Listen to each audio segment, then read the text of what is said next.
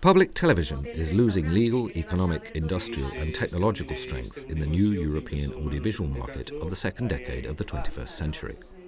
Consumption is very fragmented, and supply is concentrated in large communication groups and platforms that converge with telecommunications and the Internet. These are the conclusions presented by Dr. Francisco Campos-Freire in the Revista Latina de Comunicación Social by the Novos Medios Research Group at the School of Communication Sciences at the University of Santiago de Compostela. The purpose of this research has been to offer a general in-depth analysis of television in the context of the economic and technological change occurring across the world, but particularly within the framework of the Digital Agenda for Europe, which is the audiovisual strategy for the European Union for the second decade of the 21st century. The study is based on the analysis of the reforms made by the European Union and its member states to the regulation of the audiovisual sector.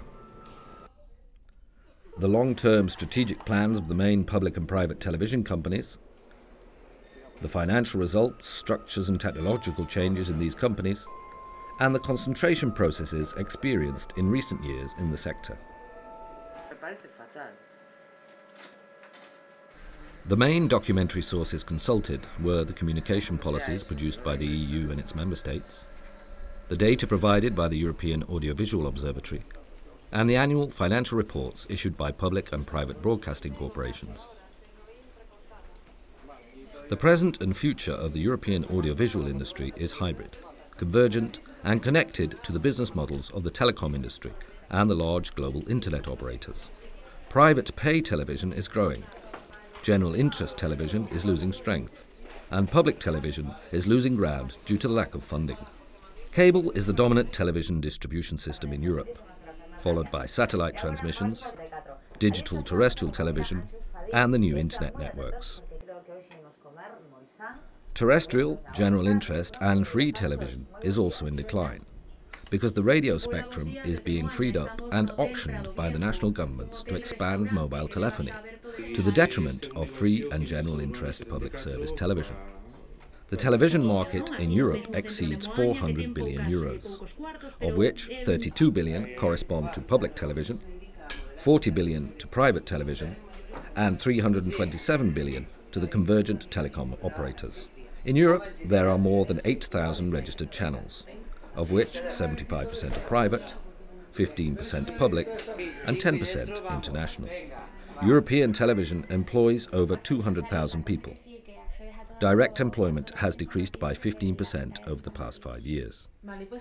In the context of the economic crisis and the technological changes experienced over the past 5 years, public television is struggling to maintain and adjust its financing model, to adapt itself to new technologies and platforms, undertake its internal restructuring, and to improve its management.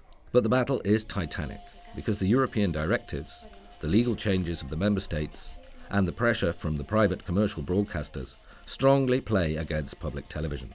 Public service television in Europe is financed by a fee paid by users of TV sets and computers with access to this type of television, by the increasingly scarce advertising revenue, and other taxes.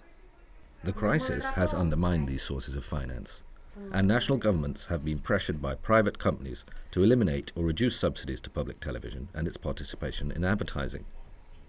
The average funding rate recommended by the European Broadcasting Union for public broadcasting television is between 17% and 19% of the GDP of each country.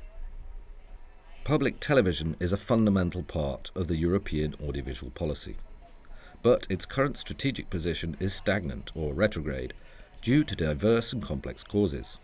The lack of receptiveness of the new audiovisual policies of the European Union and the member states, the financial difficulties, the lack of flexibility and adaptation to rapid changes in the new television environment, the excessive weight and obsolescence of structures, the difficulties in facing the challenge of the Internet and the Web 2.0, and the strong competition and greater dynamism of the private operators.